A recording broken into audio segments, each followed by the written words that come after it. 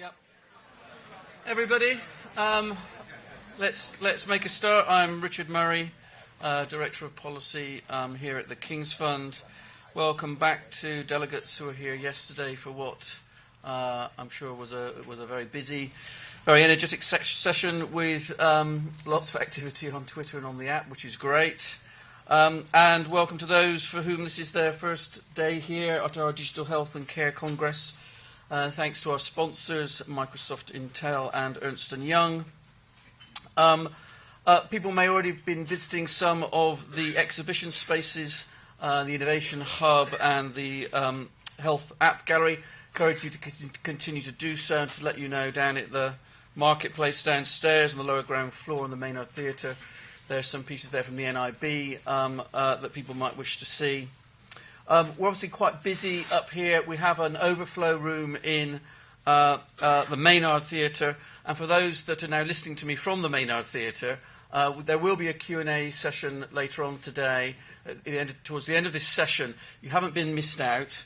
You can private message us through the app to Caroline Viac if you want to lodge a question with us.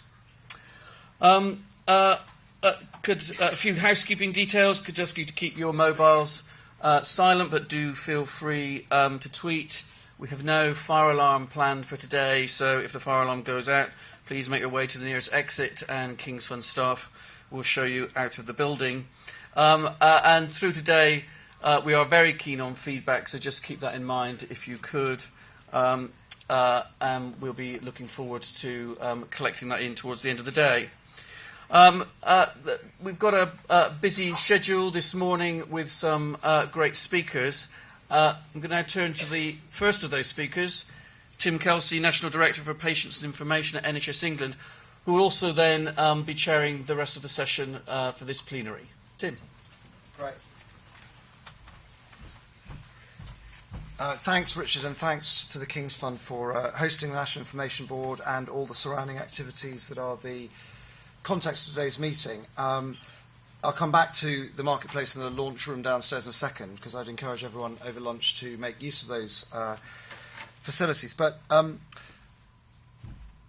let me start. I just want to ask, I'm going to start by asking what appears to be a completely random question, which is, what do people in this room think the average age of death of a Japanese person was 2,000 years ago? The average age of death of a Japanese person 2,000 years ago. What do people reckon? 80? 35. 65. Average age of death. We're not doing very well so far. 20. Yeah, somebody, okay, it's 14 was the average age of death of a Japanese person 2,000 years ago. It's 1-4. What is the average age of death of a Japanese person today? Average. What? 140. Okay, that's, yeah, well, exactly it is. It's 86.6 years. Fabrice Keogh, spot on with that answer. Having heard it before. What is the average age of death of a Japanese person in 2050 predicted to be? Average. 90. So in 2,000 years, at least part of our species' journey has gone from 14 to 90 in terms of chronological age. It is a phenomenon that I'm not sure. When I first heard this, I was actually in Korea attending a conference on happiness. And that might seem slightly at an angle to the issues we're going to discuss today. But in Korea, happiness is the #1 policy priority for the current president. And what they mean specifically by happiness is a very technical thing, which is the narrowing of the difference between healthy lived lifespan and chronological age. And at the moment, the gap between those two things is growing rapidly. And the number of years of illness at the end of life is currently the biggest economic and social challenge in Japan and Korea. And they entertain themselves in a kind of noble scientific competition to determine which country currently is doing the best on increasing the healthy lifespan of its population. Final question, just to wake everyone up this morning, is what was the number of centenarians in Japan in 1963? Let's say 1965 to make it easier. Number of centenarians in Japan in 1960, mid-60s. Come on. 12, 65. 133 was the number of What is the number of centenarians in Japan today? This is a 20-year, 30 or 40-year gap. 28,000.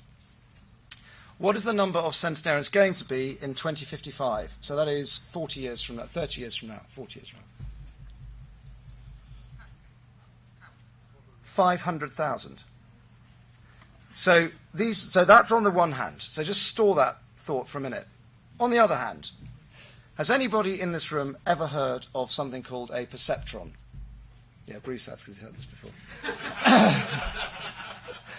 This is actually fresh. I have not said this. But has anyone in this room heard of a perceptron? There must be someone who's heard of it. Has anyone heard of Frank Rosenblatt? Yeah.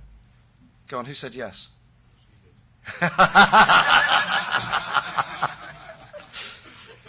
Right, so the perceptron was a machine built by for the American Navy by this chap, Frank Rosenblatt, in 1957. Please go onto Wikipedia and learn about it.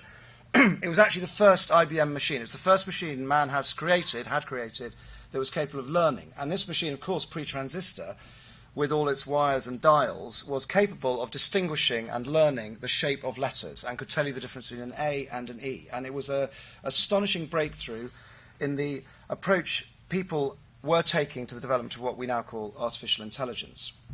And you'll all know, I'm sure, that subsequently and very rapidly, 1996/7, Deep Blue, which was the next generation IBM machine, beat Garry Kasparov playing chess, and then more recently even than that, the new Watson machine, the latest IBM machine, beat the prize winners on Jeopardy, the quiz show in the US, and is now turning its thoughts to medicine. And we have the beginnings of our first mechanical artificial doctors. We are literally, as we speak, in the middle of science figuring out how man and machine can combine in good harmony to improve and solve the problem that is facing the Japanese and increasingly us as well, which is how do we increase healthy lived lifespan, productive life?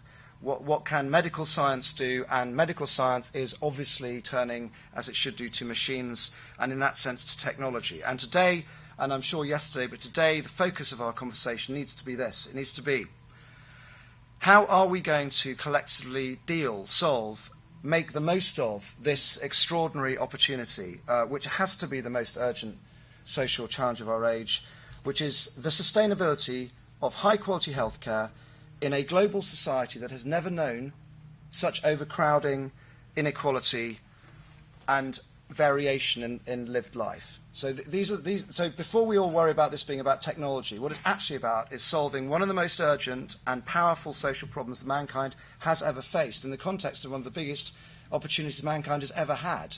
We are witnessing an extension in lifespan. Some people are very troubled by that. I personally am not. I think this is a superb human opportunity, and medicine and the development of medicine and its approach to technology is at the very forefront of maximising the opportunity of the endeavour. So that's what we're, I think, here to discuss. It is that challenge.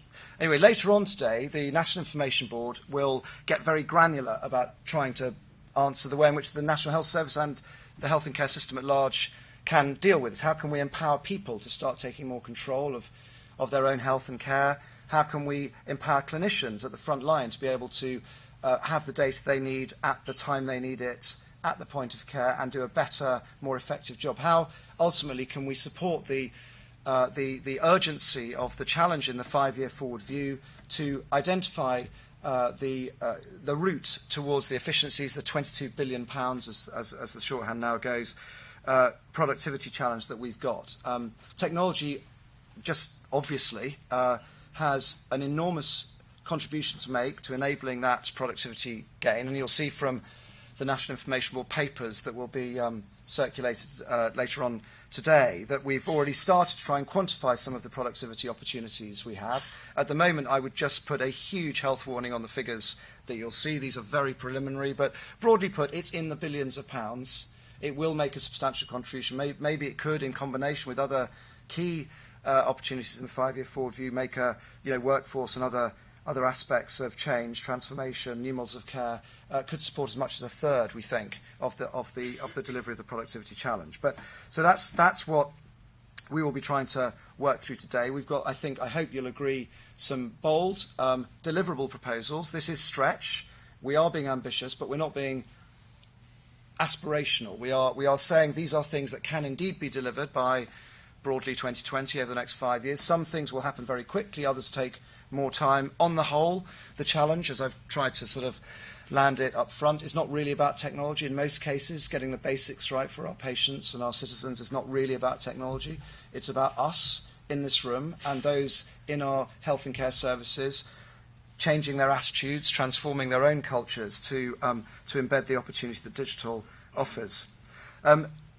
I started on this journey personally back in 2000. I'm sure people will have heard me perhaps sometimes talk about that. But I remember, I was just thinking last night about how I'd sort of land this. And I remember back in 2000 when I was setting up Dr. Foster with the two Rogers, that Alan Milburn, then the Secretary of State, gave an interview to the BBC, which for me was quite a turning point, in which he described the NHS as a secret society.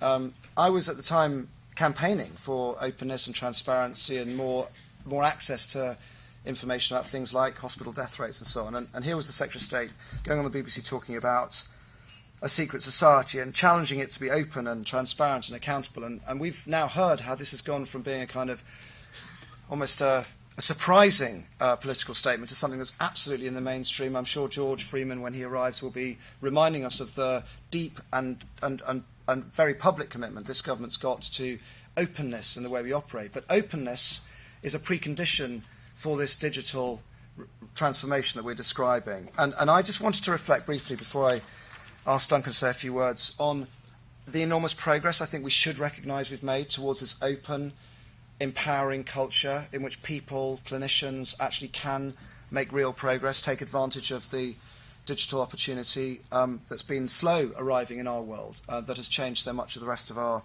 lives. And I just wanted to, there's so much to do, and actually I was just talking in the corridor outside with Bruce, who quite rightly is reflecting a lot of the anger that the clinical community has got about difficulties in relation to data sharing, in relation to access to basic like Wi-Fi in hospitals. People are going around their houses with their mobile phones, using Gmail to send photographs because actually the hospital doesn't provide access to Wi-Fi. I mean, there's a sort of madness about the degree to which we are not doing the right things in the NHS. But that shouldn't occlude just a moment in which we can just reflect on the success we collectively have seen occurring over the last couple of years. And it has been over the last couple of years. There's been a really concerted effort, and I just personally like to thank everyone in this room and beyond it for making the change. And just in three quick areas. Just reflect on the difference that's happened in relation to openness in our NHS. So for the first time ever last year, following the lead that Bruce made during the course of the 2000s with his colleagues in cardiothoracic surgery, we now publish data on individual surgeons in 12 surgical specialties. It is an amazing, unprecedented thing as a gesture, as a symptom, really, of the commitment to openness. We publish data on comparative data on most NHS services on My NHS. That is a massive change to what had preceded what happened before. We have launched this thing, the Friends and Family Test, and the Friends and Family Test is really about actively putting the patient voice in the room when we're making decisions about what happens to them. And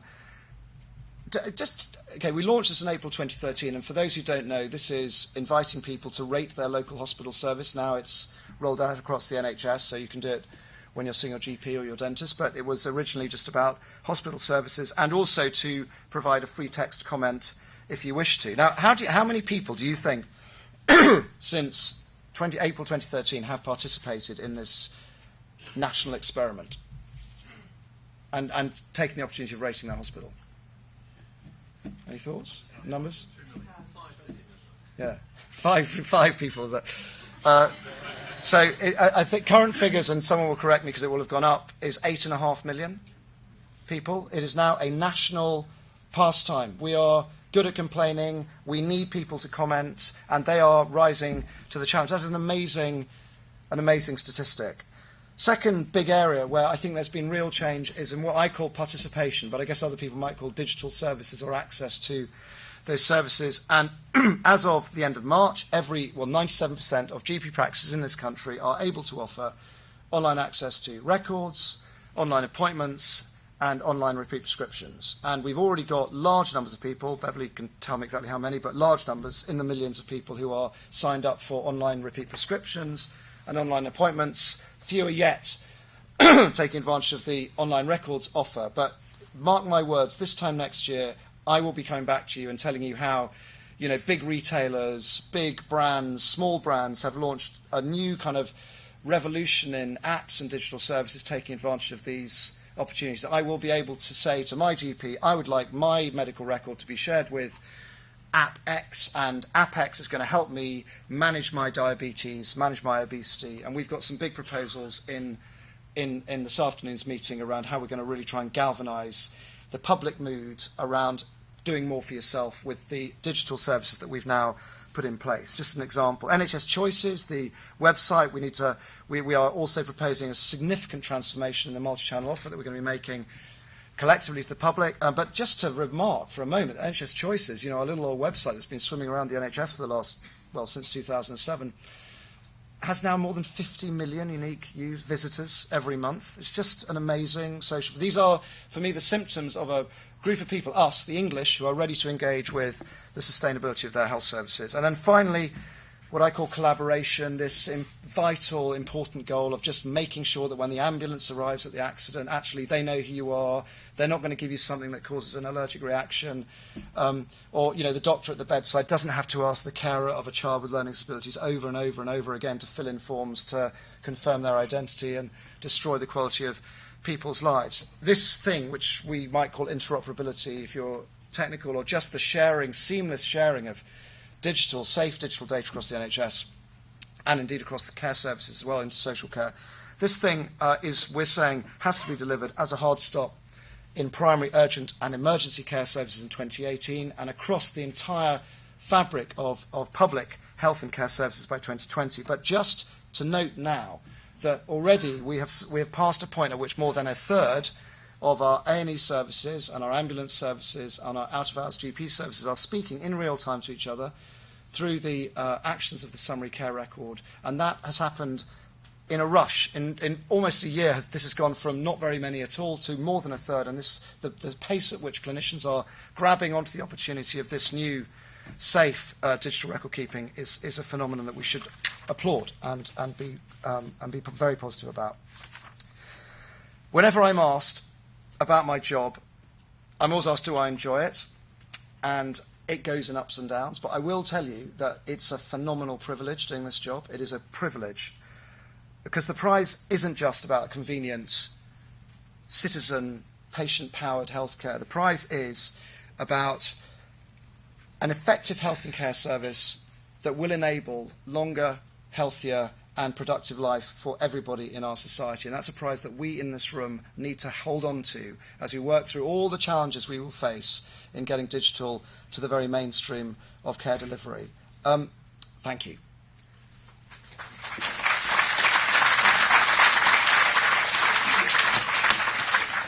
So I'm going to keep the time, and Duncan's going to take over and tell us about prevention. Well, good morning, everyone. I always feel very energised by Tim, and anything I'm about to share with you on digital, he's explained to me. Is that? So Bruce isn't allowed to answer this question.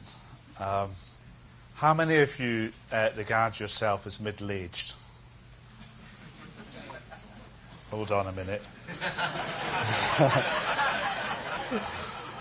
Okay. So we know a huge amount. We know an awful lot. In fact, we've always known about what the health threats are and the importance of not smoking. It remains the biggest avoidable killer, but, you know, elevated blood pressure, what you're eating, whether you exercise or not, and harmful drinking. There's another 295 health threats, but they fall off the cliff compared to those five. So for those that regard themselves as middle-aged, if you drink a bit too much, if your diet's not so great and you smoke and you're not terribly active, what do you think your life chances are in the next 10 years? The answer is not great. Yeah, you're twice as likely to be dead. So anyone, just have a think. So I could be Simon, I could be Bob, I could be Ian, or the two Davids. I'm going to say something about prevention, but in truth, it's everybody's responsibility. And there's nothing I can share you don't know. There is no silver bullet about this, but let me just share some thoughts and then a wee bit of context. I see the public's health, not public health, which is a discipline and expertise and a profession, but the public's health, what improves the health of the people, Tim's. But I see the future being about behavioural science. There's a continuing contribution to be made by biomedical science. There's a massive contribution to be made by the NHS. And you know, the 5-year forward view, which people will have seen, and we published last week how we're going to go about implementing it. The NHS does have a big contribution to make, and to get serious about investing in prevention. What we know works, and doing it at scale, making sure that we're doing less harm, that we're focusing what we're doing in more effective ways. And you know, we talk a great deal in the 5-year forward view about diabetes. I know you know all the numbers. You know, 1 in 3 of us will have type 2 diabetes by 2030. 1 in 3 of us will be clinically obese. 1 in 3 of us will have dementia. I'm still trying to work out if it's the same one in the 3, but you know, in a sense, these numbers are, and I'm not going to repeat. I'm desperately stand on myself not to repeat the story that what Tim was talking about Japan applies to us. And although life expectancy has improved, and there's a great deal to be proud of, life in good health has not. And the gap in good health remains at its most extreme, 20 years between Guildford and Bradford. And the sadness is that hasn't altered in 40 years. So despite healthcare, universal healthcare, for which we should be immensely proud, and I know we are, and you know, a doubling in spend on the NHS in the last 20 years, we haven't seen those gaps close. So it has to be about more than healthcare. So the health service will at scale do something about pre-diabetes. This is simple stuff. This is if you meet certain thresholds about cholesterol and that. So you know, we will offer an intervention everywhere in the country that people can take advantage of. We have to also look at the other things where we know people are dying early, where if we intervened in a particular way and at scale, we could make that difference. So atrial fibrillation, hypertension, really great opportunities for us about falls in the frail elderly. I get the opportunity to spend time with people all over the country and to see what people are doing. And there's nothing that we need to discover. What we need to do is to spread it and at scale.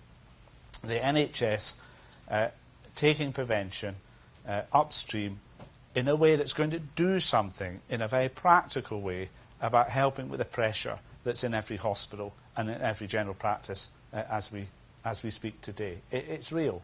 And unless we take this action, which is essentially what the 5-year forward view is about, then we can just expect it to get more difficult. There's nothing we need to discover. It's about how we now go and act and implement. But there are other contributions about prevention, and the most obvious of those is obesity. And again, nothing new in this, but you know, today, not in the future, today, 1 in 5 5-year-olds is overweight or obese, and by age 11 that moves to 1 in 3. It's extraordinary, and this isn't about the next 5 years, but the next generation, and about how we help our children to eat more healthily and to move more, to be more concerned for getting our children thinking into the future to avoid the problems that we're facing today. And the most obvious, not the only, but the most obvious contributor to our children putting weight on is sugar, and it's not the silver bullet, but and half of the nutritional intake of our children the excess free sugar they take in, it comes from sugary drinks. So if you go and buy a 1.5 litre bottle of Coke or Pepsi, I need to, Tesco's own. How many sugar lumps do you think's in a bottle? 20? 30? 33 sugar lumps. I was showing Jordan's granola, fruity granola. How many sugar lumps? It says no added sugar on the front. 30. About 36 lumps. I'll come back to the zero, but it says no added sugar. So for our adults, in fact, at every age, people are taking between 2 and 3 times more free sugar in every day. The leading contributor to that is fizzy drinks, but cereals and biscuits and so on. Now, I'm not about to say, what did you have for breakfast? I have done this around the country, and somebody shouted at me, and I said 2 bacon rolls, and it was a... But it's an everyday issue. So all government action, what do schools do, what does transport do, what does health do, what does all of government do about childhood obesity, I think will be a hugely unifying moment for us as a country, and there'll be radiated benefit. So far, what does the NHS do, and about its own people, as well as how we get more upstream in prevention. All of government about prevention and focus on childhood obesity, which I think is just a fabulous opportunity. And then there's local government. And truth, what is it that drives good health? What is it that drives life in good health? The most important intervention isn't a healthcare intervention. It's to have a job. It's to have work. There are others, like to have somewhere to live, to feel safe in your community, and crucially, and we use language that is of course different, but to have friendship and companionship in your life. And there's more science about the importance that we use language like isolation, and it's a sort of a whole thing. The leader of Newcastle City Council sought to persuade me about the importance of love.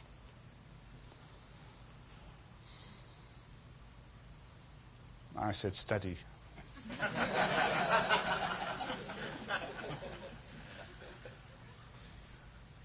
I said, north of the border, I love you hugely, but there's no touching,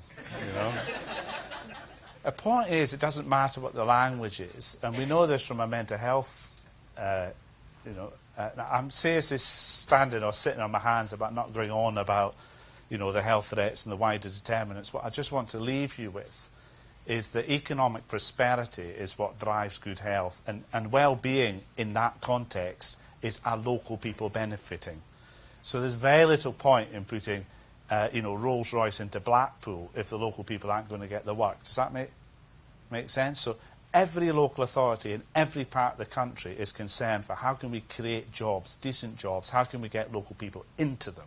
So the crucial bit about, do we have the right schools, do we have decent homes, do we have safe communities, and are we making use of the social capital that exists in all of our communities in bringing to bear concern and care for each other. Now, lest I forget, this is about digital, you see. So if in the behavioural sciences we see our future, which is what I think, that mostly people know that, harmful drinking is a problem, but many of us still go ahead. 80% of the harmful drinking, 20% of the drinkers. We know, we know about these threats, but yet there's other things going on. We're not a set of body parts and conditions, we're people. And we live in places, we've got lots of stuff going on in our lives. So how do we connect with people? Connect with them in a meaningful way. We know shouting and screaming and scaring and all that doesn't make any difference. So connecting with people in a meaningful way. So I've got 4 things going on in my head, and Tim's responsible for all of it, really. You've got the behavioural sciences, Because as meaningful as biomedics are, there are arguments all over the world about, but nobody's arguing anywhere in the world that healthcare is contributing more than 20% about what matters to all of life in those two measures, magical measures of length of life and life in good health. Okay? Pretty much everybody agrees behavioural decisions that people are making, to drink or not to drink, environmental factors, socioeconomic factors, genetics, but in more common language, do you have a job, do you have somewhere to live, do you have friendship, companionship in your life? Am I making... So, the behavioural sciences, why do people do what they do even so? Meets the digital age, 70% of 10 to 17-year-olds, 70% of 10 to 17-year-olds have smartphones. With spurious accuracy, 93% of the adult population have mobile technology. I've got 2.5 teenagers at home. The middle one has 3 seats at home. And each one is occupied by a different sort of technology. And he just moves from one to the other. Yeah? When we go out there, we'll all be on this, the technology. The home's moved on way faster than we have. Meets the health threats that smoking, drinking, in a personal way. Personal to me. So using these platforms, reaching people and holding them. I've got a sugar app, which I've told you about. We've got hundreds of thousands of apps out there. 300,000 I think, but I might be way off on that. It's probably more than that. Change for Life, you know, when we do something like a recipe mixer, we got 1.5 million downloads.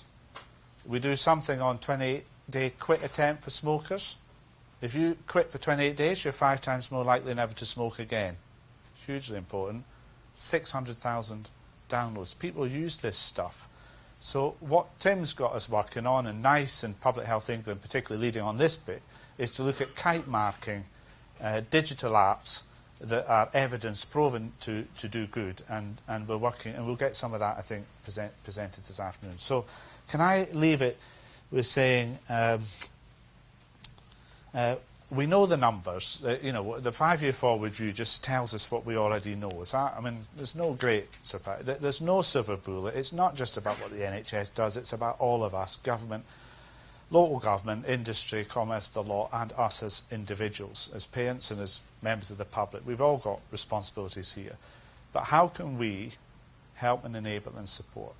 And how can digital help? My last word is we've done difficult before. But lest we forget, we've done difficult before. You know, when we turn our mind to something, we can make it happen. Teenage conceptions have dropped by almost 50% in 10 years. Is that not just the most fabulous? Who would have thought that was possible? We've dropped 85% in MRSA cases. I think it's as high as that. But Bruce, you can answer this one. I think it's about 85. It's amazing. Secondary education attainment in London has just out of all recognition.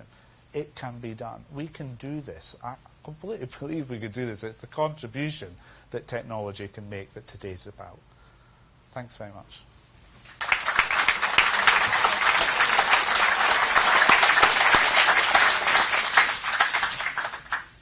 Well, thank you, Duncan. And absolutely, I think the core point, I hope, of today is that we measure the outcomes of this technological opportunity in human terms, not in digital terms.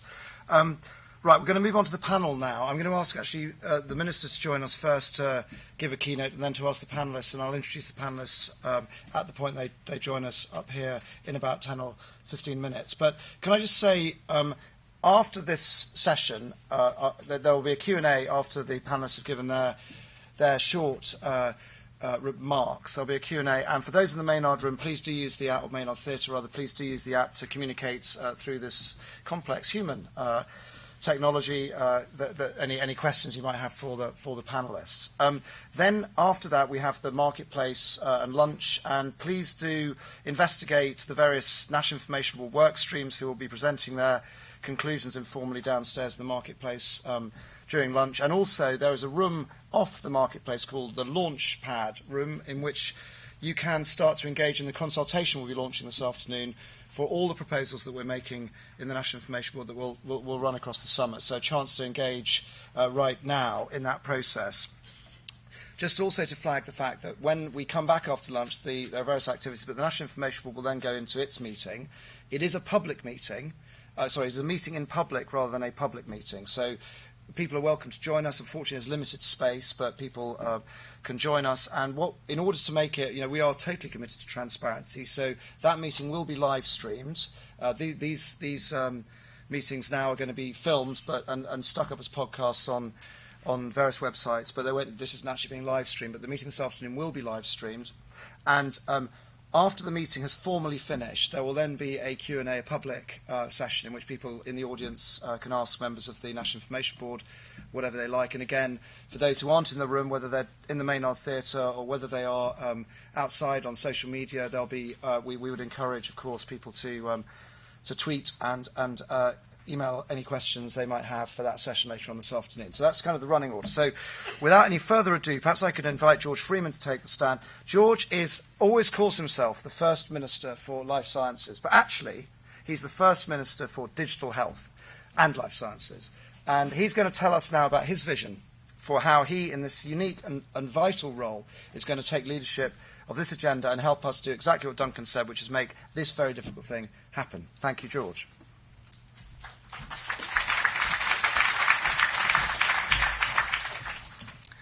Well, thank you, Tim. I was really, really pleased to be invited, but also to be able to be here in time to hear Duncan.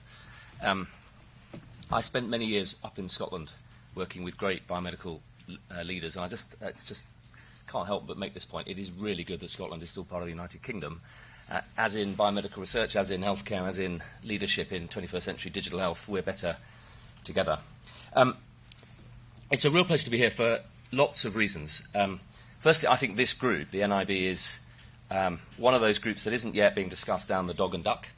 It isn't established in the public consciousness, but I know, and you know, that the work that you're doing here and this collaborative mission that today is all about driving is absolutely central to not just our health system, not just even to our economy, but actually to our society. It goes right to the heart of whether we can genuinely modernise our greatest public service and make it fit for the 21st century. And that goes right to the heart of the mission that the Prime Minister and the Secretary of State have given me in government. And so that's the other reason it's a great pleasure to be here. I did think I'd be the first Minister for Life Sciences and the last in the run-up to the election. I had 9 months following the Prime Minister's creation of this role last year, and I'm really just honoured and thrilled to now have more than 9 months, hopefully 5 years. Politics is a fickle game, but we are building in the department a platform for 5 years to really react to and support and drive the policy leadership that you need, this system needs, to deliver the vision in the 5-year forward view and to modernise this service and to, something I'll say something about in a minute, the power of this agenda, to change the way people think about health and think about their own healthcare and think about the contract as health citizens with the state. I'm going to say something in a minute about some of the key things I think we really need to do, but I wanted just to pick up where Tim started. When the Prime Minister appointed me last year, I made the point before he did that I mustn't be and didn't want to be and shouldn't be the Minister for Biopharmaceuticals. That this had to be a ministry in the Department of Health and Business for something larger than that, for a vision of our health service, our health system, our health economy, seen as absolutely crucial to 21st century UK life and economy. That we can't be an ageing society and we can't be competitive and productive and resilient unless we are healthy. That health and wealth go together in a profound way. Show me a wealthy society that isn't healthy. Show me poverty and I'll show you normally ill health, and the two are fundamentally linked in a way that you don't need me to explain and iterate. This is about whether Britain, as a little older, ageing economy and society, can make sure that health in the 21st century isn't what the Treasury often view it as, a drain on the public finances, but it comes to be seen as part of a stronger economy. And that goes to the heart of my mission, which is this: to create a policy landscape in which our health system becomes more open to adopting 21st century technological innovations across the board. Yes, genomics and precision medicines and all the extraordinary breakthroughs in biomedical science, but right through to digital and data and apps and all of those technologies that have transformed every other walk of our lives and which have the potential to allow us to do two things: to deliver more health for every pound we spend, stopping giving the wrong drugs to the wrong people, stopping the waste of drugs, developing smarter medicines that work better in the right people, keeping people out of hospital, diagnosing earlier, treating smarter, preventing disease getting worse, and crucially to do so in a way that helps us raise more revenue from being the best place in the world to come and develop these technologies. So the Treasury gets more tax revenues for us to spend on health.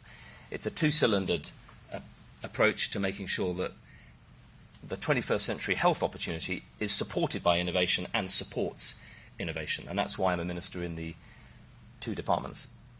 And it's a real pleasure to be back and to have been given, I think it's a pleasure, two extra responsibilities. One, from the Secretary of State, to be a minister in the Department of Health for health and life sciences. And that health science agenda is something a bit broader. It's about how we do health more scientifically. It's a privilege to be the Minister for the National Institute of Health Research, a £1 billion health research infrastructure right at the heart of our system.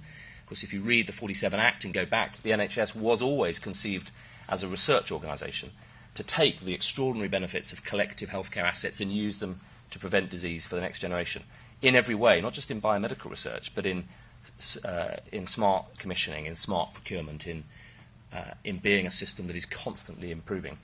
And secondly, the Secretary of State and the Prime Minister have given me responsibility for all health data and for the digital health agenda. We had a cabinet on this subject just before the election and before PERDA. I was amazed that we had 40-minute discussion. The cabinet typically apparently discusses huge issues in 10 minutes. We had 40 minutes. 9 of the most senior cabinet ministers all interested in this subject, and the issue we all ended up discussing and agreeing was the number one priority was data and digital, because it underpins this whole landscape. And I want to suggest that we should think of it, and I will be encouraging people in Parliament to think of it in 3 ways. Data and digital for individual care. Show me a care pathway that isn't increasingly dependent on and wanting and needing and requiring digital technology, just to deliver your own individual care. Secondly, data and digital for a 21st century NHS. It is one of the largest organisations in the world. It's under extraordinary pressure, and every other large organisation in the world measures its performance, is constantly using its proprietary data to look at how it works and improve its systems. And you and I know that actually patients out there expect us to be doing this. They think we already are doing it in a way that we know hitherto in some places we haven't been able to, and we need to make people realise this is part of a modern public service. And then there's thirdly, data and digital for research. And as the Minister for Genomics, and having come from that background, I'm very, very conscious of the extraordinary power of data to transform the way we discover drugs and devices and diagnostics. I'm unusual in some ways. Michael Heseltine, when I stole his office from him, had the very good grace to hand it over with a big smile and say, "You're a very dangerous man." And I said, "Oh, why, Lord Heseltine? I'm just a very junior new MP." He said, "No, you come to Parliament having had a career in something else, which means you know you've got another career waiting." But I had a career in biomedical research. I'm not a properly qualified scientist, but I had the great privilege of working in biomedical research 15 years, financing new ventures, working with extraordinary clinical scientists in the NHS and putting together partnerships of companies, hospitals, universities around developing biomedical innovations. And I came to see the power of data through that. But very quickly you come to realise that data and digital goes across the whole system. You can't build data and digital in silos. It has to be an integrated system. And that is the extraordinary opportunity that we have. So it's data and digital for digital health. It's data and digital for NHS 21st century. It's data and digital for something else, for this revolution of transparency and accountability that the Secretary of State and the ministerial team are completely committed to. It's good for us, it's good for the system, but crucially it's what patients need and relish. That opportunity to begin to understand why your mother and your mother-in-law in different parts of the country get different treatment, and to ask the questions and to begin to take an interest and to begin to be empowered to take more responsibility for their own health, not in a punitive way, but in an exciting way. And that app revolution, I think, is really poised. We've got some early adopters, but really poised to change the way people think about it. You'd be amazed how many MPs, for what it's worth, in the lobby at night are now comparing how many steps they've taken and comparing their Fitbits. Well, The House of Commons isn't often a precursor for social change, but I think it's symptomatic of something that is beginning to really take hold. And I think there's something even more powerful at the heart of this, which some of you will have heard me describe. I think we're driving something profound, which is a change from a model of healthcare in the 20th century, which is essentially healthcare done to you by very benign public servants and a very benign public health system. But essentially it's a passive model. We'll tell you when you need it, we'll make it available to you, and we'll tell you where you can come and get it. To a 21st century model of healthcare, which is we will enable you, support you, empower you, give you the information and the tools to take more responsibility, to take more interest and understanding over what really drives a healthy life. And we'll embrace those technologies at the heart of the system to build a health and care system that's integrated, that supports your needs. And it's a huge pleasure for me as a backbencher to have launched a 10-minute rule bill mandating the use of the NHS identifier number across primary, secondary and community care, and to put in statute the responsibility that every clinician across that sector has a duty to record how they've treated a patient and make sure the next person in the patient pathway has it. Pretty quickly that will, and I hope will, drive people to ask, isn't there a quicker way to do it than writing it down on a piece of paper? And it'll drive that digital patient record, which my constituents are constantly complaining to me about the absence of. They don't know that's what they're complaining about. What they're complaining about is they go to the doctor, then they go to the hospital, then they go to the community care, then they go back to the hospital and back to the doctor, and their record follows them a few weeks behind if they're lucky. And I think the sooner we can start to show people this is what this agenda is about, we will really unleash patient support. So I think the 5-year forward view and the work of the NIB and the framework are hugely well aligned with what we as ministers are trying to achieve, and it's a very exciting agenda. I was let out 2 weeks ago to go to Datapalooza in the US, and if I had any doubt about how exciting an agenda it is, I didn't need to be there very long to see it. And what I also saw, which was really stunning, was the level of recognition amongst pioneers in the US data and digital health sector of what Britain is doing and what the UK is doing, and the leadership of this group, and the extraordinary progress that we've made. We tend, as Brits around the world, to undersell what we do, and it's important we don't oversell and tell people we can do things we can't yet. But the level of acknowledgement and recognition for what we're doing and for what this group is doing was very powerful and very inspiring to see. I wanted to say something about delivery and implementation, because I think the key in this next few years, for us politically, with a new mandate, a 5-year run in government, is to make sure that we turn this promise, this opportunity, into specific, tangible, deliverable changes that patients in the system see and feel, and quickly. We need to have, within 2 or 3 years, people need to be using their iPad and their phone to do basic things, to make appointments, to get prescriptions, but to interact with the system. It's brilliant that we've got the opportunity. We now need to actually make sure people are using it, so that within 2 or 3 years people have noticed a change. And we need to drive forward the use of data in the system and show the benefits of it. We need to be able to show the public and patients and Parliament and the press, all the Ps, look, the use of this data is actually allowing us to improve standards, to identify best practice, drive it out across the system. And we need to show the power of data and genomics in biomedical research, bringing on new medicines. And data also has an extraordinary opportunity to allow us to make sure that these new innovations aren't so expensive that they put further cost pressure on the system. If we can unleash the power of our data and genomic strength in the NHS, we actually get to be the place that can drive the innovations and bring them to patients quicker and at a lower cost, because we become a strategic partner. And that's absolutely central to my mission.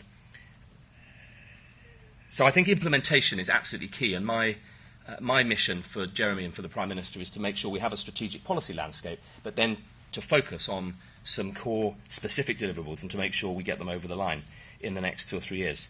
The fact that we have 90% of GP surgeries now offering patients digital access, online records, and the rest of it is excellent, but we've only got 11% of patients using it. And somehow we've got to close that gap. And I don't think we should try and boil the ocean and bring everybody to a perfect point of perfect digital health within 2 or 3 years. I think we've got to have some early wins and get some inspiring case studies, some mountaintops gleaming that show people what this can be about, and then others will quickly follow. But we shouldn't underestimate what we've achieved. I'm looking at the numbers, 2.4 million prescriptions ordered online in the 14-15 year. That's not nothing. That is a substantial first step. 1.1 million GP appointments booked online, 3 million patients registered for some form of online access. It's a tentative start in a system this big, but we need to be telling the story and making sure that people see this isn't ministers and officials driving some foreign agenda down onto them. This is something about empowering patients and citizens and giving them the power to be modern health citizens. The NHS Choices programme, I think, I hadn't realised, if I'm honest, until I saw the notes for this morning, just how much that has already begun to be used and how much it's driving people's understanding of what's possible. And I think in this Parliament we could really, must really drive that forward. And I think the road shows that NIB are running around the country are a very powerful part of it. I want to close just by saying this. I think my role as your minister, as it were, is twofold.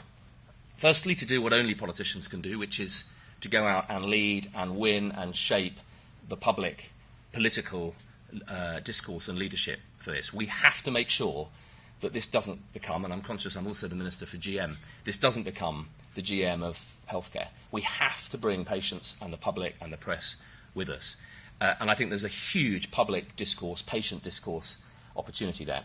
I actually think it's one where you need a bit of political leadership, and I intend over the next few months to try and reboot this whole debate at the beginning of this Parliament and this government and set out as powerful a case that I can for why the question shouldn't be why should we, the question is why on earth aren't we doing it all quicker and making sure we change the culture so people don't want to opt out.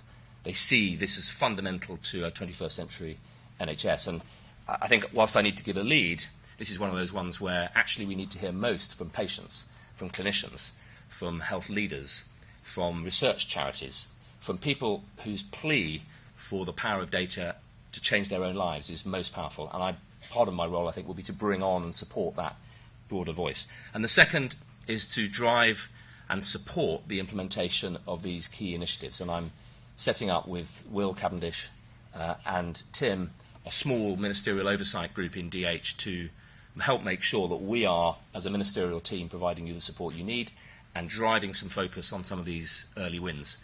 And we'll be hearing a bit more about that in the weeks ahead. What I don't want to do is interfere with the work that's going on. I know that some very careful organisational and governance structures have been put in place to deliver this.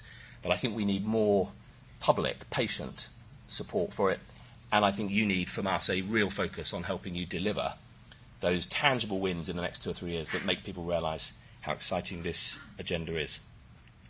I genuinely think we are in a situation where, in the same way that digital technology transformed, for me it was banking. I'm old enough to have been brought up by a stepfather who taught me about checkbooks, how you write in the stub your statement and you cross-check and then you write your carry-forward balance on the next stub. And every time you write a cheque, I was a bit nerdy at university as I was sort of going into the pub, writing a cheque for £2.50 and writing down my balances. I went from that world to being told I should bank online. I remember tapping the First Direct screen and thinking, is my money safe with these people? Am I really supposed to interact digitally? And guess what? First Direct have never, ever let me down. They've ever made a mistake. And I now wouldn't dream of carrying out, I was going to say, my most precious transactions online. Actually, there's only one transaction that's probably more precious, which is health. But the extraordinary revolution out there is one that I think when people begin to see their health record on an app, they begin to be able to track their mother or mother-in-law's health needs when they're helping her or their father-in-law through the system. And they can just tap from work in their office on their iPad and log in and see what their loved one has been prescribed and to see what they're supposed to be taking and see when their appointment is. I think then people start to realise this is an extraordinarily powerful agenda and its time has come. So I stand ready as your minister to give you every bit of support I can. I think our challenge is to make sure we actually deliver some tangible improvements that patients can see within the next 2 or 3 years, and that will unleash, I think, growing public support.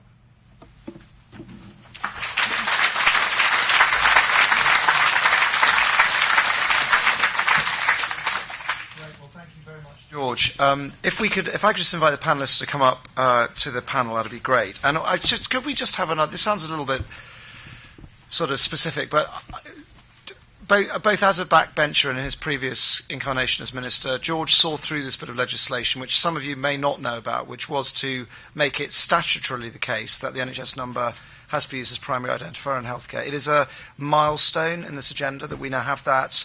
There is no further argument about it. If you walk into an NHS organisation and they're not using it, it is actually illegal.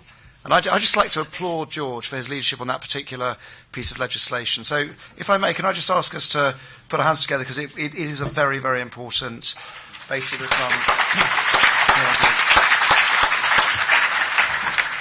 Right, well, if I could just introduce the panel. So, very distinguished voices, many of whom, in fact, all of whom have been campaigning for many years for this, to get this right. Sir Mark Walport, Chief Scientific Advisor to the Government, Joe Bibby, an independent member of the National Information Board and a Director at the Health Foundation, Claire Marks, President of the Royal College of Surgeons, and, as we'll hear later in the NIB meeting, Chair of the Strategic Clinical Reference Group, for which many thanks indeed, and Dr. Will Cavendish, who is the Informatics Accountable Officer, meaning that he's got the governance responsibility for delivery of these programmes we're going to be discussing later, and also Director General of Innovation, Growth and Technology at the Department of Health. What we've agreed is that each panellist is going to say a few words, ideally no more than 3 minutes, if possible, on what they believe the challenges, opportunities are for this agenda, and then we'll open up to a conversation. I will get you to coffee, I promise. We might run a few minutes over, but we'll get there shortly. So perhaps I could start by asking Mark if he might initiate. Okay, well, thank you very much indeed. So one of the things that I learned early at medical school is that form should follow function. And so I think we do need to start with the vision, and I think we've heard many of the elements of this, but it seems to me that first and foremost it's about enhancing the nation's health and well-being, and Duncan eloquently pointed out the importance of public health. It's about improving health and care services. It's about improving integration between primary, secondary and social care. It's about identifying ways of reducing health and social care costs at scale. It's about making sure that the NHS learns from best practice. And as the Minister's just said, it's also about turning the health service into one of the national economic assets. And as we've just heard, the service sector has been utterly transformed by digital technologies.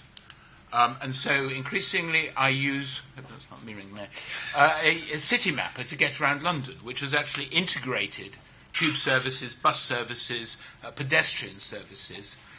And in a way it's extraordinary that the health system has been so resistant to digital transformation, although I agree that I think we're now making extraordinary strides. As a relatively young doctor in the early 1990s at Hammersmith Hospital, we had the first digital radiology service in the UK. It instantly transformed radiology. It saved patients from excessive radiation because instead of reordering lost X-rays, you could actually find them. The same X-ray could be looked at by the radiologist in the department, by the doctor in the outpatient clinic. It just made things so much more efficient.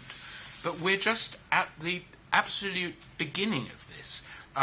The possibilities for digital pathology, we're beginning to see the effect of robotics in surgery, the Internet of Things, all of those bands that we're going to carry around with us. It's also about safer homes, it's about city design, it's about all of the other determinants of health which are so important. And so for all of these reasons, it's absolutely crucial that we move forward on the digital agenda. And I was struck by the King's Fund logo, Ideas That Change Health. Technology is one of the ideas. It's one of the big ideas. And of course, it's not going to supplant people. It's going to change the way we work. It's going to make it better for all of us. And I think the service point is another point, which is actually, again, the point that you just made, Minister, which is that healthcare shouldn't be something that's done to you. It's something that's done with us. And you drew out individual care, 21st century NHS, and you talked about research. But as someone who's done research throughout his entire career, the whole purpose of research is actually to improve individual care, is to improve public health. And ultimately, it is about delivering a 21st century NHS. And I think, finally, the point about transparency and accountability is absolutely vital. So I just think there is no excuse for us not moving the digital revolution into healthcare. We're doing well, but there's just so much more to do. And I think it's just something that the time has come for it. Thank you. Thank you very much, Mark. Joe.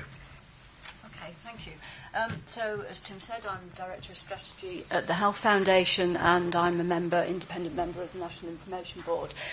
I'm also a non-executive at Salford Royal Foundation Trust. But when I was thinking about what I would talk about this morning, I actually reflected bit more on some of my experience using healthcare over the past year. And three things struck me. First of all, I think we've this has been touched on, there's massive variation in the experience that we have. So in the last year alone, I've had experiences directly and indirectly with healthcare where I've been able to do my booking online, I've had text reminders, I've seen the clinicians in front of me having fully searchable integrated records, I've been able to email my consultant, see my pathology reports and so on, and that's brilliant. But in the same year, in the same health service, I've seen parts of the health system that can only communicate by fax. And, I wonder how many of us here can actually use a fax if we don't work in the NHS. I've seen parts of the health system where a biro and a post-it note are what passes for a booking system. This is serious. I've sat in front of locum doctors who don't have any access to medical records and are apologising for it, and I really feel for them. And I've seen electronic patient records, so-called, which are just scanned PDFs of the notes, which is actually harder and kind of more risky to search than actually having the hard copy in front of you. So I think what we mustn't forget is that there's massive, massive variation in the system that we're trying to change, and we can't lose sight of that. And I think the other thing that we really have to bear in mind is the fact that we have a healthcare system, as people have already said, that is very much geared to sort of last century models of hospitals. And for all the talk of the shift, we still see the hospital sector as the one that advances fastest.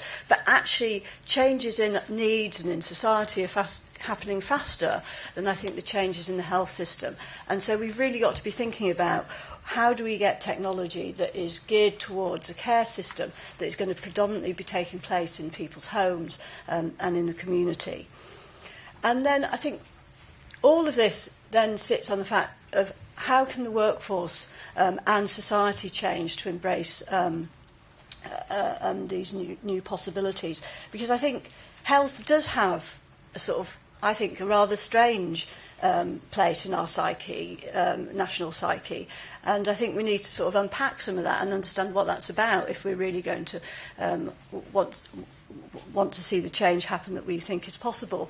And I was reminded 2 years ago, I was at a conference and there was a panel session that was being chaired by Stephen Sacker, who's a BBC journalist. And it was on the role of self-management in healthcare. And it was obviously sort of new to Stephen, and he kind of said, oh, this is really interesting. This reminds me of what's happened in journalism. And it's like, I'm sure we all remember, like, news was something that happened 4 times a day, wasn't it? There was the news at 1, the news at 6, and that was it. And news was delivered to us by experts at a certain time. Of course, information technology has revolutionised the way news works. We're more likely now to see images from breaking news stories that have come from people's phone than something that's been edited in a news suite somewhere. So Stephen was talking about the way in which journalists had to respond to that change, that shift, that democratisation of information. And as we've heard this morning, we're talking about the democratisation of medicine and healthcare now. And these things, I think, these changes don't just happen because the technology's there. So the message I would conclude with is that when we're thinking about how information technology can transform health and healthcare, and surely it has to, and surely it will. But I think what we've got to recognise is that we're trying to implement these things in a cultural context that isn't really fully geared towards these possibilities yet. And I think, we're going to need to engage social scientists and anthropologists and philosophers as much in this journey as the coders and the analysts and the scientists. Thank you very much, Joe. I was reminded, as you mentioned the word biro, that the Minister in his speech at the Health Data Palooza confused the entire audience of American colleagues by saying, we're making exactly the point that the NHS is run on bits of paper and biro in the large part, and they asked me what was a biro. And I explained a biro is a ballpoint, at which point they were properly horrified about the state of our technological advancement. Anyway, Claire, please. Well, thank you very much. I'm Claire Marks. I'm an orthopaedic surgeon by trade. I've practiced for 35 years, and more recently, this last year, I've been president of the Royal College of Surgeons. I'd just like to bring you back to the fundamental relationship in health, which is between a healthcare professional and the patient. That's sometimes ours, it's sometimes the members of our families, our extended friends, and all the people we see around us. And what we have to ensure is that in any revolution, that trust is maintained and the interface between the patient and the doctor is one of trust and continues to be that. First of all, of course, it's trust from the patient point of view that if they have got new technology, and I was delighted to hear that perhaps there will be some kite marking of apps, they can trust that technology to give them good information, and that can be an entrusted source. More critically, and one of the reasons that I think technology has been particularly slow to be used in the health service, is that the clinicians have not trusted the technology because it didn't work, or shall I put it, it didn't work for them. And I think that remains a really, really critical and fundamental issue. So as a practicing clinician, I would be in a fracture clinic with sometimes 60 or 70 patients to see in a morning, and the X-ray PACS machine, that wonderful digital technology that we just heard being described by Mark, just simply went down and didn't work. And so one was left with having to use X-ray eyes of the clinician to try and work out whether the leg was pointing in the right direction or not. That sort of failure of technology actually creates huge tensions between the clinician and their patient. If we do this right, the trust that we all have in our banking system, as measured, as expressed earlier, should be the trust we can have in the use of the technology between the patient and each of the carers within that society. And at the moment, we in some way try to segregate that carers, to put up artificial barriers that mean that the people who need to have information are unable to access information because for some reason or other it is not deemed that they need that information. Who makes those decisions? How is that actually played into the system? So, for instance, a carer may well need to know some of the things that have been described earlier when the appointments are, but they might also need to know actually whether or not that individual who is perhaps for one reason or another not able to access some of this digital technology, what other things are going on, which other appointments and which other clinicians, and perhaps sometimes with the permission of that patient, which other conversations do they need to be involved with. So we need to have trust, both for the patient and for the carers, that they can trust their system. We need to give the clinicians the tools that actually make it possible for them to do their everyday duty in a meaningful and efficient way. And we must make sure that the patients and their carers actually understand the technology they're being offered and that they can actually grow and feed back into the system.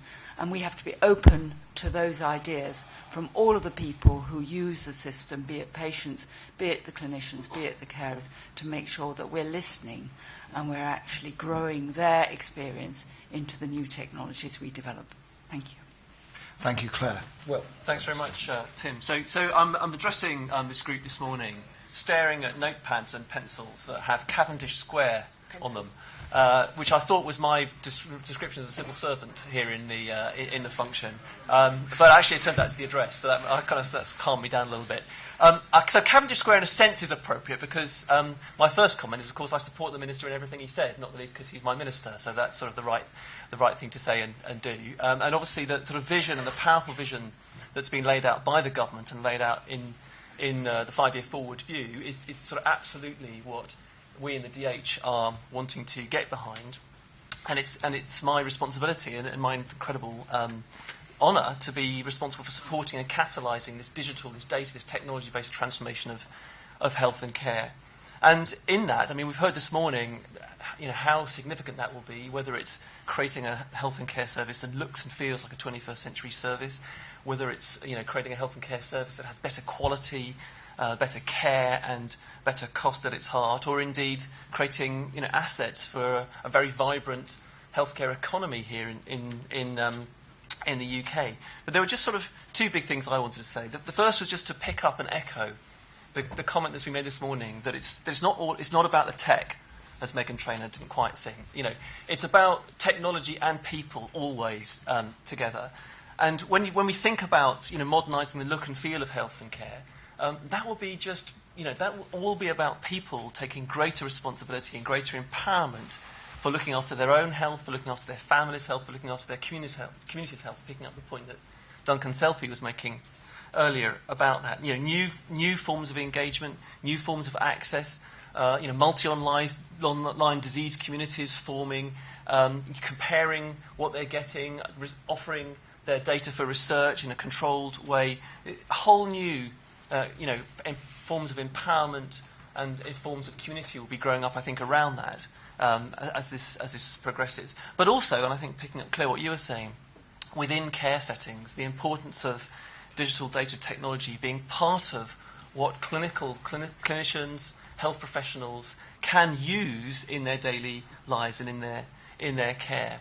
Because what we've learned from the history of health technology in the last 10, 15 years, and indeed any technology, is if this is done with people and it's useful to people, it'll get adopted rapidly. If we try and force it on people or make it something that sits outside the workflow, it will never work. So unless this data, this technology, this digital revolution is led by and works with our health professionals in health and care and our care professionals, it won't get anywhere. So we are going to face this vitally important challenge of making sure that the data, technology and digital revolution that's often talked about in these kinds of words actually just fundamentally about giving people the things that they need to look after themselves, to look after their families, and it's about giving staff what they need to provide better care and support their own working lives.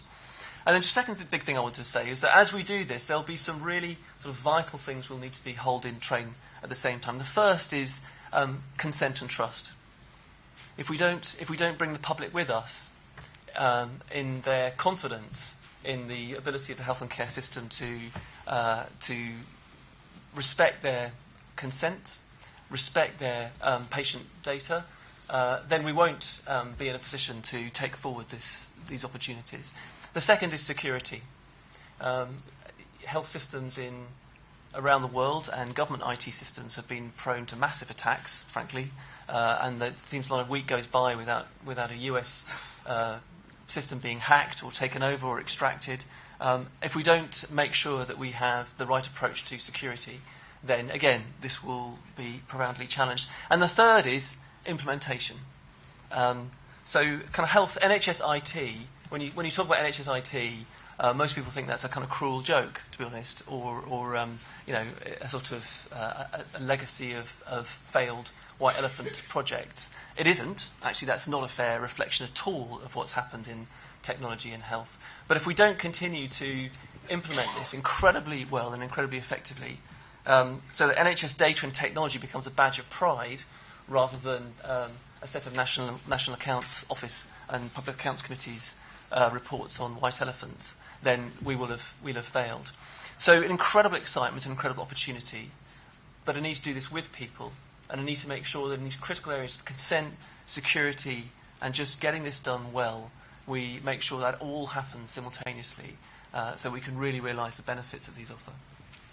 Great, thank you very much, Will. So if I can just open it up to questions. Will, we've got time for a couple of rounds, but Mark, I know you wanted just to come back. Yes, I just wanted to come back on something that Claire said, actually, which was about trust. And the corollary of trust is actually demonstrating that one is trustworthy. And I think that's the way we need to look at it. It's actually how we make the system trustworthy. And I'm afraid that I don't think that a healthcare system that doesn't use IT properly will be trustworthy in the future. And I just remember the amount of time I spent as a junior doctor chasing lost notes, trying to put little rings around paper so that they would stay in the notes, chasing x-rays, repeating x-rays, losing results, all of which is completely unacceptable and now completely unnecessary. And maybe this is a rheumatologist's view of a PACS system rather than an orthopaedic surgeon, but in 10 years of use of the PACS system at Hammersmith, I cannot remember a single major downtime. And so nothing is perfect, but I can tell you the digital system was universally accepted by everyone, patients, medical staff, and conferred extraordinary efficiency. So I just don't think we're going to be trustworthy as delivering this healthcare system if we don't use the technology properly. And of course, that includes respecting all of the people that use the system, most particularly us as patients, who do expect confidentiality, but we also expect your point, that actually the notes will be the same notes in the general practice as in the physio department, as in the hospital clinic. There's simply no excuse for fragmented services when you can integrate. Great. If we can just ask some questions, could we start by inviting Bruce to ask a question? Just there. And if we take it in batches of 3, if people could just put their hands up if they'd like to ask a question, perhaps the lady at the back could. Yeah, Tim, Bruce. thanks very much. I think we've got to take consent, security and reliability as a sort of given task that we have to deal with. But over the years, and many years, I've listened to the advantages of this kind of approach. What we haven't really done is we haven't really been absolutely frank about the moral and societal responsibility of not following this. Mark has kind of got to it a bit with being trustworthy. But while we talk about this, and while for a variety of reasons we dither about making progress, it compromises our ability to reduce premature mortality. It compromises our ability to help people with long-term conditions. It compromises our ability to handle the sorts of issues that Claire Marks raised. I've sat in clinics before where the information has been so bad I've had to actually ask the patient what operation they were expecting. That doesn't get you off to a great start. It compromises our ability to get to the place that Duncan's talking about, where people are actually participants in their health and really feel that this is no longer a passive system. And finally, it has a major impact on our ability to develop a safe service. So I think we have to use those particular observations to inject a significant degree of urgency into what we're doing. The second point I'd like to make, and I think is probably aimed in a sense at George, is that we mustn't be unprepared for the potential for this kind of technology to break down local, national and international boundaries. So, for example, if you go to some hospitals in this country, X-rays are reported in New Zealand overnight. But people will be doing online consultations outside their GP region, outside their large geographical regions, and in some cases getting advice for people outside the United Kingdom, and in some cases getting prescriptions. So we need to have a very clear policy in relatively short order about how we deal with the contact with the citizen under those circumstances, and what our regulatory approach is, both financially and in terms of quality, because it's going to be here quickly. Thank you, Bruce. So just before the panel comes back, I think we can characterise that as what are we going to do to make around urgency and delivery, and how are we going to develop this complex policy environment which will allow for the challenges to conventions that that digital will bring. So can we just get a couple more, if people could put their hands up, please, gentlemen there. Gentleman at the back as well. Yeah, please. If you could say who you are. Yeah. Harry Longman, GP Access. Thank you, Claire, for bringing personal and the personal relationship of trust into the discussion. And the question is really, how do we make digital personal so that it isn't simply a transaction, or it can be mediated by the patient? We're finding that when offered a choice, 30% of patients will choose a named GP, and 70% of patients will choose just any GP in the practice who can help me. So it's how do we make the whole digital scene personal as well to build that trust? Great. And actually, just because the gentleman here is right very close to the microphone, perhaps you could take his question and we'll come back to the person at the back in a second. Hi. Jonathan Kay, disability consultant and a huge advocate of urban technology for many years. I'm also a member of the government's Alliance for Digital Accessibility, which is part of the Business Innovation and Skills Department. And I would like to suggest that as you've got us all together in that group as accessibility experts, then maybe the group could be transformed into a health group as well. And picking up on Claire's point and others, my biggest concern here today is that most of the technology and sessions are looking at older people, and meanwhile it is younger people like myself and all sorts of disabled people who could get real empowerment and real independence along with technology. And that should be a focus of the government. Very good, thank you very much. So if I could just ask panellists to briefly take those questions, and then we'll do another round, and that will be when people can break for coffee. So, George. Very briefly, I think Bruce's point about the moral contract is really key, and in my comments about kind of political leadership on it, I intend to go right back to 9 Bevan and 47 and say, listen, all of us who love and cherish a universal, comprehensive healthcare system, there is a contract at the heart of that. We all have a contract. When you miss an appointment and contribute to the £160 million a year cost, that's money we can't spend on someone else's healthcare. And we all have a duty to participate. There's a health citizenship contract in here, which I don't think we've talked about enough, and I think it's a really good point. I intend to build that into that kind of new doctrine work. You also made the point about urgency, and I think part of this is it's difficult politics, this, but part of it is saying to people, you should be worried every bit as much about trust and security, which is obviously key, but you should also be worried about compromising the quality of your care. And to be honest, that isn't a good message to come from politicians. I think it's best to come from senior clinicians and people who the public and patients really trust when they are warning, we really need this to be able to deliver good care. Then I think it's very powerful. The global leakage point is a good one, which I'll pick up offline.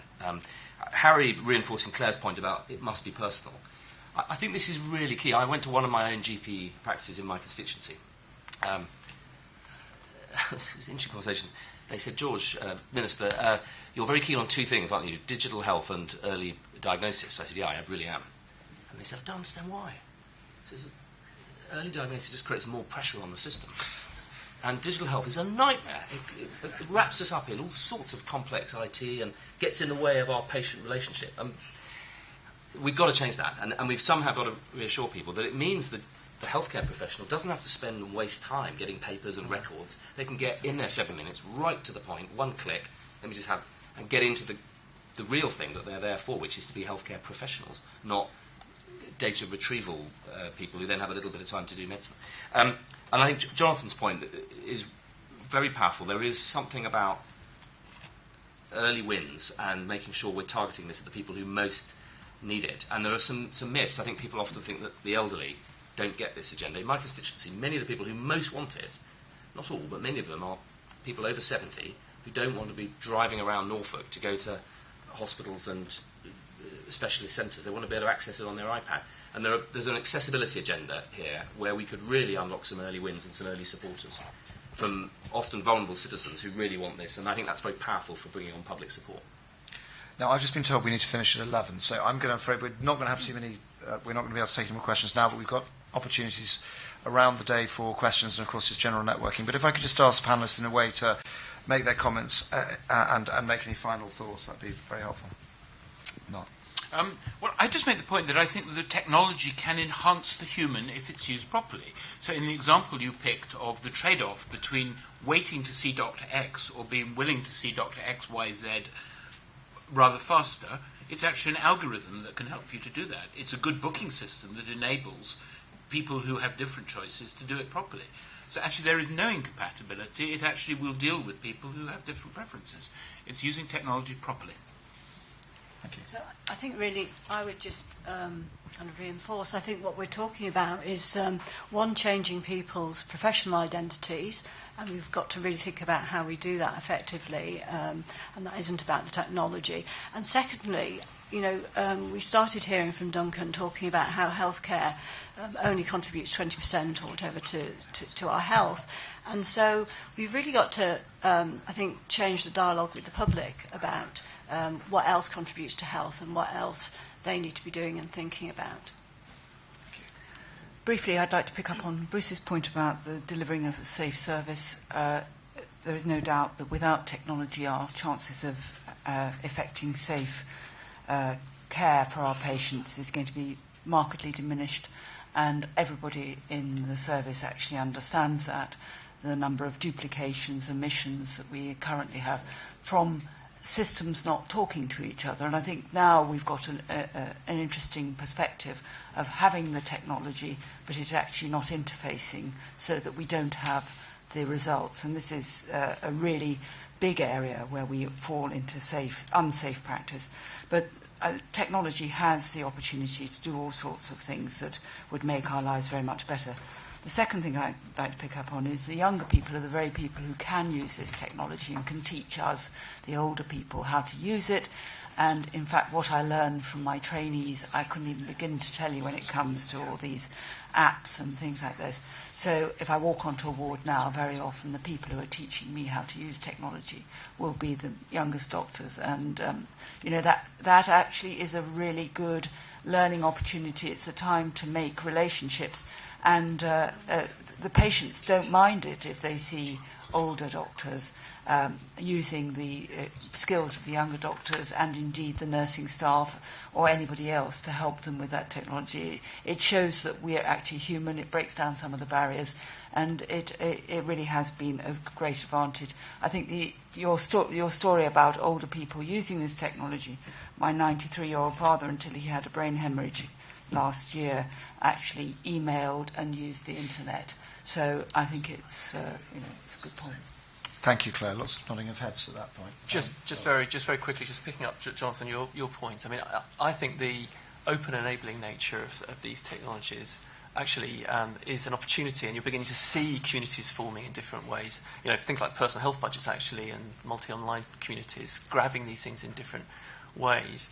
But the point you're making, which is about the universal ethos and the universal obligation that the health and care system here feels and the government feels, I think is one we have to constantly keep in our minds as we see how this is emerging and make sure that this is helpful for all communities, not just some. Thank you very much to the panel. Thank you to all of you. There are breakout sessions in the terms of the main conference. The National Information Board Marketplace kicks off downstairs. Can I just ask everyone just to thank the panellists for their expertise?